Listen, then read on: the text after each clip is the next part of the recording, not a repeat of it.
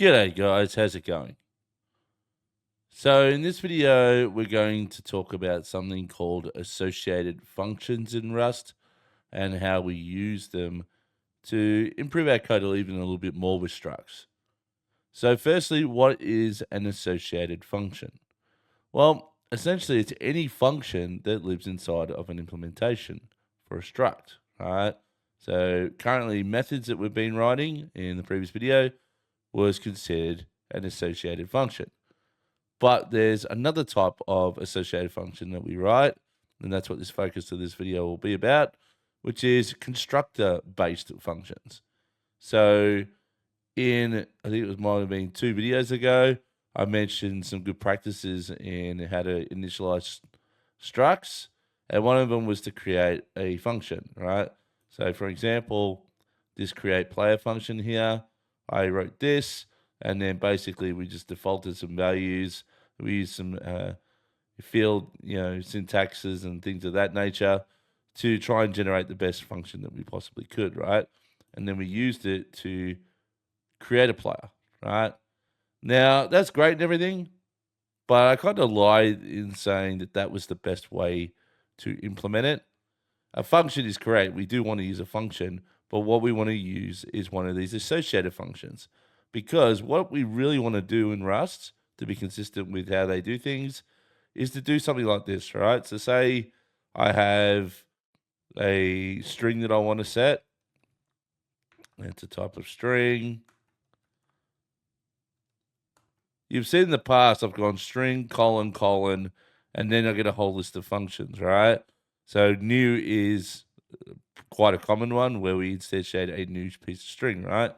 So this syntax of using the type, colon, colon, and then a function name is quite common when we want to return the same type based on the method that we're calling. So here I am using the string struct to call a function on it, and then I'm returning a string as a result, right? If I choose, say, clone even, right, forget the parameters for a second, but that also will return a string, right? Or it returns what we call self, right? So that means it will return a string. So this is the type of function that we want to create when we're looking to create new instances of structs, okay? So what we're going to do is we're going to take these functions here and we're going to create associated functions to do with the player, okay? Now, this is actually quite simple. All we really need to do is, because both these functions create players, I'm going to cut them both out. I'm going to come into the implementation, and just above full name, I'm going to paste them in, okay? Now, when I do this, it's going to break the code immediately down here because the functions that we were calling are no longer global, right? They're inside of this implementation. Now, to make this consistent with how we normally use associated functions, we will change the player type here to self, right? And we're going to understand a little bit later why we do this when we get to traits, right? But this is good practice, is to say, because this is inside of a player implementation, we know self is going to refer to the player struct, so we use the word self in place, right? And I'm going to do that down here as well, and here, and here. Whoops. Cool.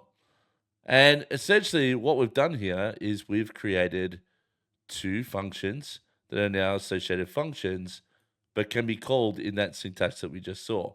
What I'm also going to do is get rid of the create underscore player bit, or the underscore player bit, because it's a bit redundant. And then I'm going to come down to my code and I'm going to rewrite this. So instead of just calling create player now, what we do is we go player, whoops, if I spell it right, colon, colon, and then create. All right. So now we've created that create function that's associated to the player struct type. And I can do the same down here as well. Go player, colon, colon, copy from. Cool. Now this is better syntax that you'll see in Rust when you look at other libraries. Like I said, we just looked at string. And if we look at string, go colon, colon, new, we can see that it actually returns a string there, right? And when we looked at clone, we can see it returns a self, right? And later on, I'll tell you the difference between why new returns a string and clone returns a self, okay? But generally, what you'll do now is most structs will implement a new, right, like that. And basically, it'll return an empty version of that type, right? So this is good common practice as well, is to come in and, in fact, let's not use this implementation. I want to also demonstrate that we can use multiple implementations. Though I never really do this, but I just want to prove that you can do this. So we'll create a function, we'll call it new, we'll give it no parameters, and we'll say it returns a player. Now, why does this one return a player, not self? Well, we'll understand that a little bit later when we get to traits. So there's new, there's player, and then basically what I'm going to do here is just return a player and give it default values, right? So I'm just going to copy my type up here. And I'm going to go string, colon from empty string, and do the same for the other string types here. We'll initialize this to 0.0 like we did in the create, and this to true. Cool. And I'll just indent those in. Nice. All right. So now we can come down here and just under player 2, I'm going to create another. I'll just scroll down. I'm going to create another player called default player. And I set it to player that associated function, new, right? And then, just to prove that it still works, I'll copy the print statements here, and we'll just change a few things up. We'll change the naming.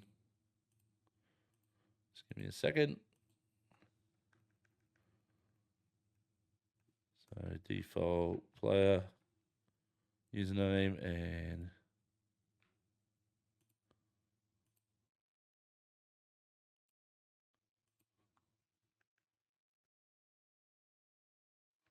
default player. Save. Cool. So if I run this, all it's going to do is print out basically player 1, all its instance, all its field values, player 2. But you'll see with default player, there's all our default values, right? Now for full name, which is a method that we created on the first implementation of player here, it's just using a format where there's a space in between first name and last name. So because they're both empty, it just gives you a literal space. So you could write some code to make sure that if they're both empty, they make it an empty, don't have the empty space, whatever, right? It doesn't really matter. But that is what an associated function is. It's essentially any function that is associated to a struct, right? And what we learnt was that we can create constructor-based functions that are associated to the type, but are called using the type syntax with the type, colon, and then the name of the function. So the thing to keep in mind is if you're going to use the dot notation, you have to use @self because that refers to the instance of that struct. Otherwise, you can pass in a different name, not self, right? That's all I've done here. I've given it a different name. And when you do that, it expects an actual object to be passed in, like we saw down here. Cool. So that's it for this video. So I'll see you all in the next one.